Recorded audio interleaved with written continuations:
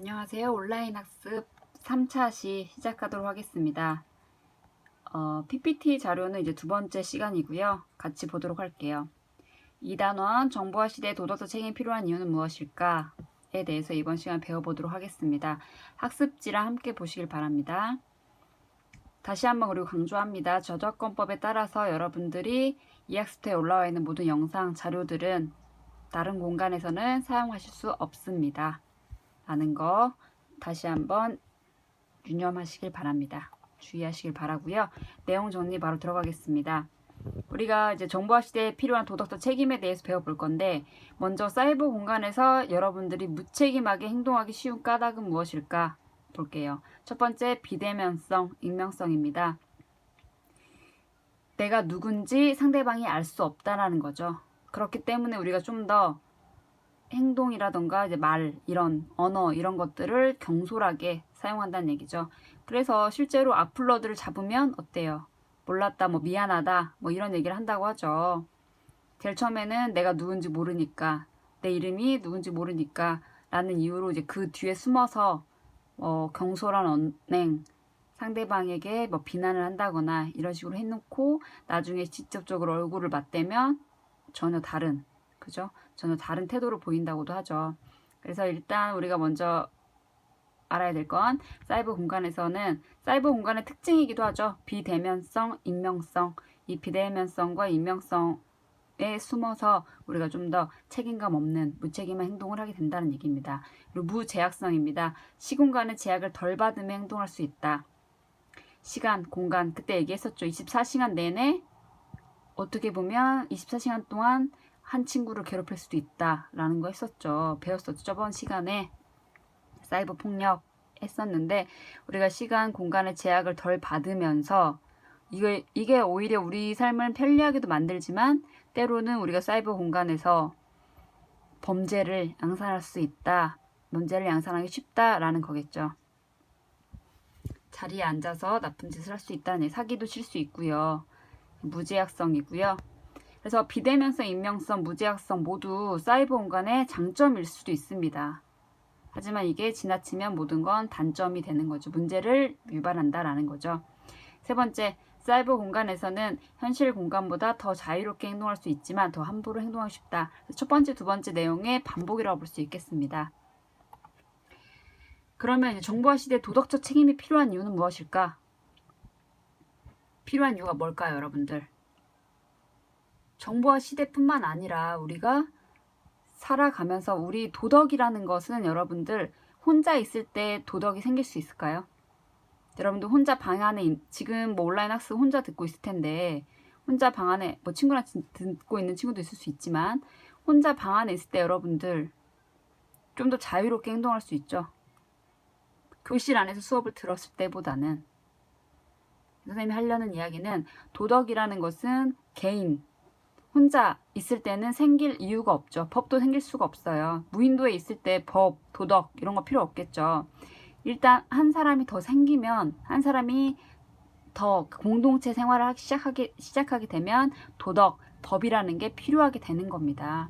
그래서 정보화 시대뿐만 아니라 도덕은 나 아닌 다른 사람이 존재하는 순간부터 도덕은 필요한데 우리가 정보화 시대에 걸맞는 도덕적 책임은 왜 필요한가? 그 이유를 알아보자는 거죠.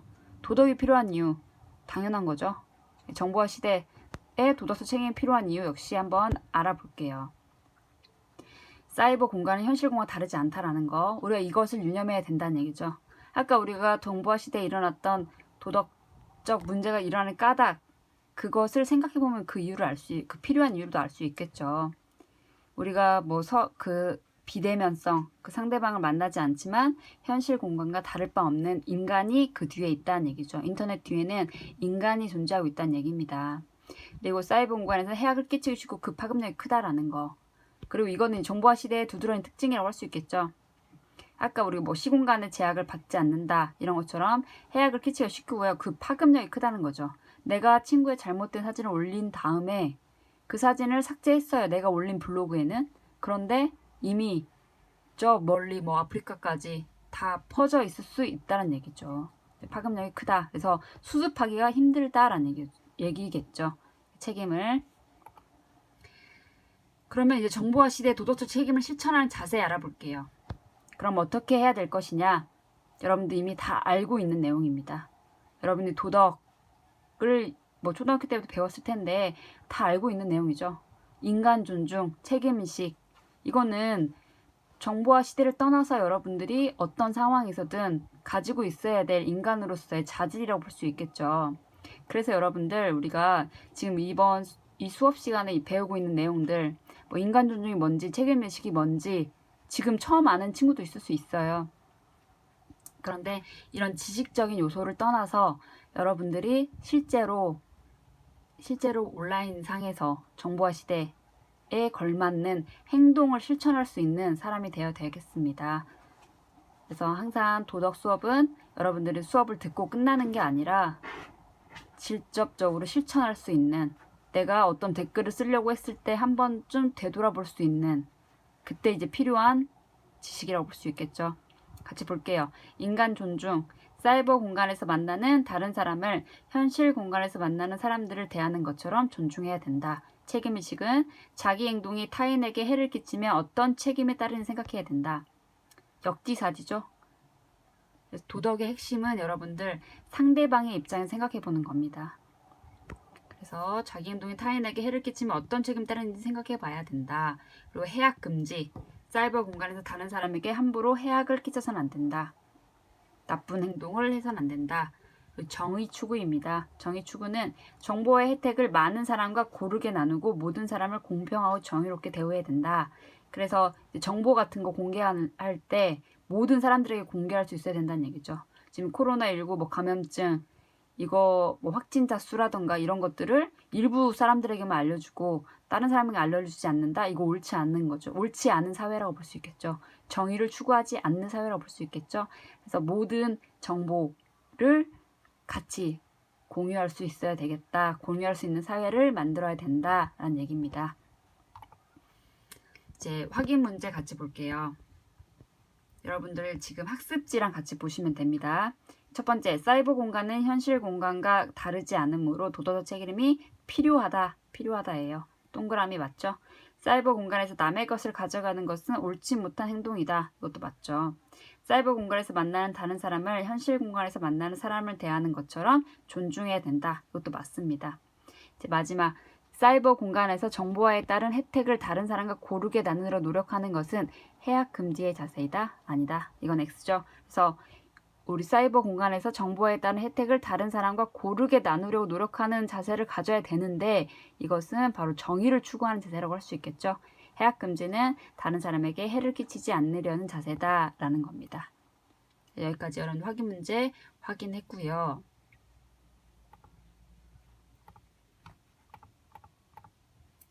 자, 오늘 이제 두 단어를 나갑니다. 그래서 선생님이 이 두 단어를 같이 묶은 이유는 연결이 되어 있고요. 여러분들 쉽게 여러분들이 알 수 있는 내용이기 때문에 두 단어를 연결해서 이번 시간에 이제 배워보도록 할게요. 이제 3단원이죠. 정보통신 매체를 올바르게 사용하려면 어떤 태도가 필요할까? 입니다. 다시 한번 저작권법 강조하도록 할게요. 여러분들. 여기 올라와 있는 자료들 절대로 퍼날라서는 안 되고요. 그리고 선생님이 지금 이거를 유튜브에 연결해서 지금 여러분들 보여주고 있는데 당연히 유튜브 뭐 좋아요 누를 필요도 없고요. 싫어요도 누르면 안 되고요. 여러분들 여기에 있는 자료는 여기에서 보고 끝날 수 있도록 해주시길 바랍니다. 내용 정리 바로 들어갈게요. 먼저 이제 우리가 정보통신 매체를 올바르게 어떻게 사용할까라는 거죠. 통신 매체입니다. 통신 매체 뭐 컴퓨터라던가 스마트폰이 될 수 있겠죠. 이런 통신 매체를 올바르게 사용하려면 어떤 태도를 여러분들이 가져야 될까라는 거죠. 지난 시간에 우리가 2차 시에는 뭐 알 수 없는 연결고리해서 여러분들이 정보통신 매체를 올바르게 사용하지 않을 때 내가 처음에 검색하려던 그 영상뿐만 아니라 나도 모르게 다른 영상까지 보다 보면은 시간이 금방 가죠. 금방 가는데 남는 건 아무것도 없다라는 거죠. 잘못된 태도라고 볼 수 있겠죠. 지난 시간에 봤던 EBS 그 2채널을 이야기하는 겁니다. 그래서 여러분들 그렇다면 우리가 어떻게 정보통신 매체 날이 갈수록 더 발전하고 있는데 정보통신 매체를 올바르게 사용할 것인가 볼게요.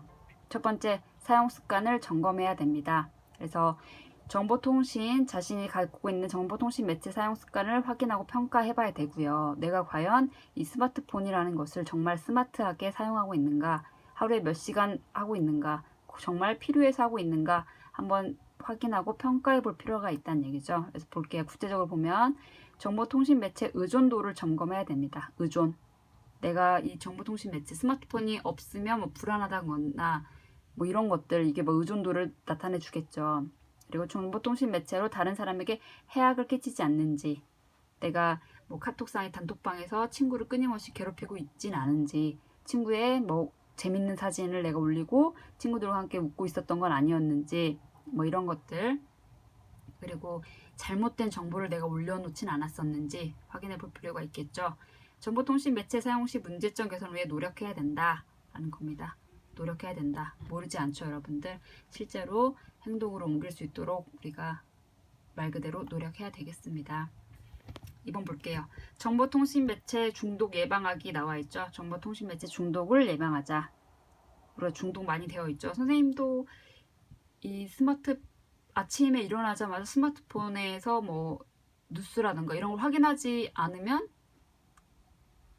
하루를 시작한 느낌이 아니죠. 약간 어떻게 보면 중독이라고 볼 수도 있을 것 같아요. 그죠? 근데 이게 심각해지면 정말 중독이 되겠죠. 그래서 우리가 예방 어떻게 하느냐? 첫 번째, 스스로 절제해야 된다. 우리가 정말 필요해서 검색을 해서 이제 검색을 할 게 있으면 이제 검색만 하고 끝내야지, 이것을 가지고 끊임없이 재미를 추구하는 그런 자세를 가져선 안 되겠다라는 얘기죠. 단순한 재미를 추구하는. 그래서 여기 나와 있는 모든 것들이 다 여러분들이 실천을 해야 되는 겁니다. 모르는 사람은 없을 거예요. 절제해라. 모르지 않죠. 그리고 자율적으로 사용규칙 세우라. 모르는 사람 없을 거고요. 사용시간 제한하자.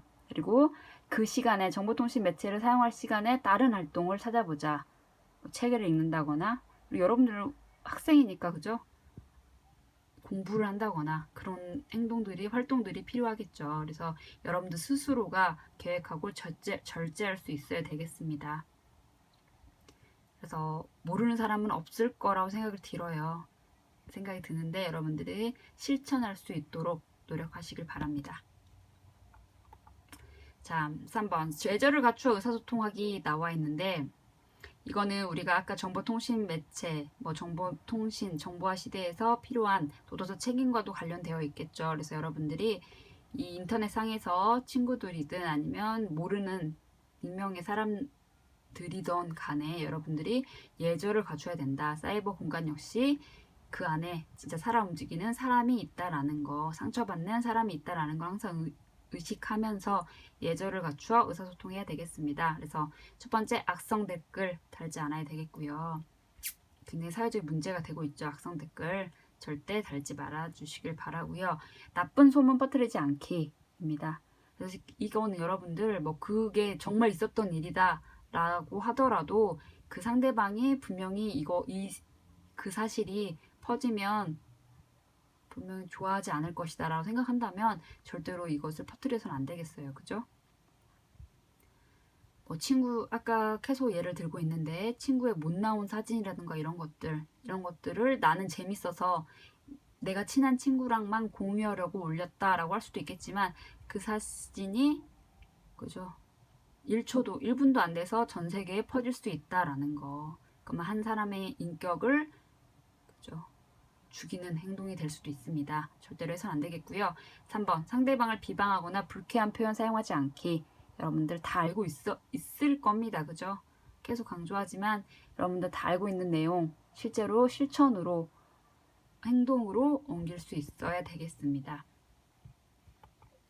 자, 그리고 정보를 바르게 이해하고 표현하자. 이거는 여러분들이, 우리가 스마트폰 시대가 정보통신 매체가 발달하면서 빠르게 정보를 얻을 수 있고요. 또 내가 알고 있는 정보를 다른 사람과 공유할 수도 있어요. 그죠?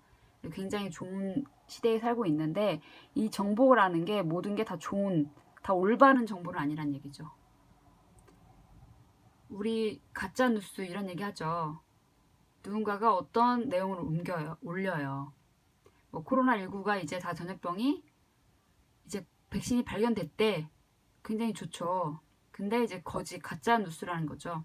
이런 가짜 뉴스로 인해서 사람들을 혼동시키고, 그죠? 이제 자가격리 안 해도 된대.